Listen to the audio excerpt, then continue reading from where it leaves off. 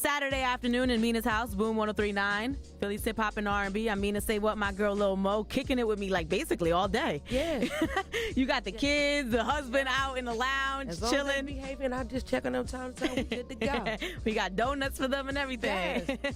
Yes. So I want to pick your brain about this King of R&B thing. Okay. Like, what are your thoughts on that? Okay, so when everything was happening, I was actually with Jacquees that day. Oh, wow. 'Cause I had to sing at his mom's wedding. It was like probably one of the best weddings. He told me about that wedding. And it was like so nice. So like the day that he posted it, I'm like, talk heavy young boy.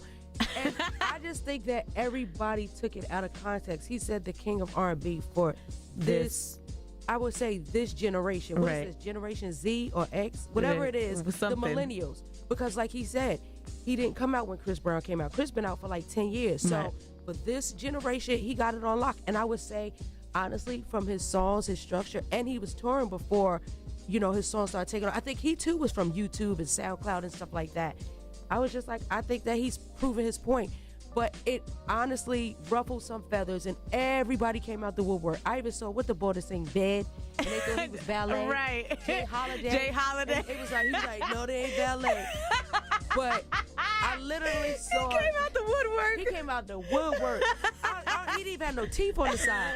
I was like, what's up, the boy? What's up, No, but I was feeling the type of way. But then I saw them, who they crowned the king, which was Robert Kelly. That happened. I don't know who crowned that because that wasn't my crown. I don't. That's not valid to me. If I'm gonna crown anybody, I think it's Chris Brown. Right. Yeah. Like that's who. If you gonna talk, because he's out here. He got albums out. He got singles out. Like you want to talk. Some of these other people haven't put relevant things out in a long time. And I'm like, who does the picking? Like, who's the one? Like, even with those ciphers and stuff, I'm like, who's over that committee that picks? Black Twitter? But I just saw. But everybody in Black Twitter didn't vote because they didn't. R. Kelly's canceled. So he's been canceled. That's why I was just trying to figure out. Everybody must be bird boxing and lifting their blindfolds up because he been canceled. And so a lot of people thought that even when I was saying stuff on social media, I was like, I'm not in support of anybody. I was like, I told y'all from the jump, I don't like none of these people. But they're my co-workers, so I have to deal with so much.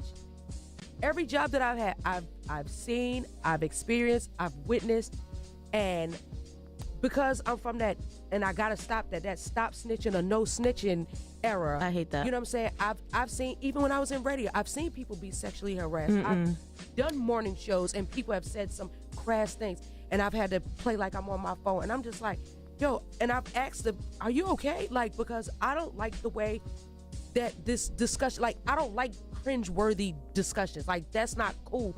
Nobody should ever feel that way. But with music and R&B in the music industry, I'm sorry to say, but you are basically asking to be sexually harassed, predatorized, and everything that comes along with it. But that's the thing that needs to stop because this has been a part of the industry for a long time. Fear of retaliation from the higher up. Yeah, the higher ups, they will shut you down. And it is what it is. I'm just glad we're living in a world where people are coming forward. Yeah. So people are having to reevaluate how they've been moving in their life. Because there's jokes, but then there's even jokes, you never know how a joke can affect somebody. Right. Like you're absolutely there has to be a filter. You're at work. You're at work. It doesn't matter how cool you are with somebody. People always. That's when it comes to abuse of power. Like it's always the people. It's never the person that you think like that's like the intern or something. It's always the person that has that big office and they feel that they can say what they want to people. And so now that people are pulling their cards, and honestly, when people say, oh, well, they waited too long, it's like you just never know what somebody was dangling over their head. And who are you to tell someone who's been right when they can tell their truth? Like but that's Black Twitter trying to dictate everybody's life. But as far as Robert being the king, everybody, like one thing, because that has nothing. I'm not trying to say it don't have nothing to do with me. It technically doesn't. But I've even been places and in the studio and females have walked in. I said, hey, ain't nobody got school in the morning? Like, where are y'all parents? And I've shut down a lot of stuff, but like, no, like, you better watch your back because I've seen this chick before and she she gonna line you up. So unless you, and a lot of these people, they don't mind cutting checks to thoughts. That's the part I don't understand. So I mind my business and I keep my family close. But I literally had my dad pray for my family to keep the spirit of perversion, persuasion, and just like keep that away from me and my children, because it is so prevalent in this music industry. That's why they say sex sells, but then as soon as you start selling it and people gonna pay for it, then it becomes a problem. It's just like so much stuff that needs to be cleaned up. Yeah. So I think Jacquees is the king. Okay, thank you. I was waiting for the answer. Kids, yeah. Thank you. I appreciate you. Yes, little Mo is here. We're going to talk about her new single and wrap things up coming up in about 15 to 16 minutes. Mina Say What here on Boom 103.9.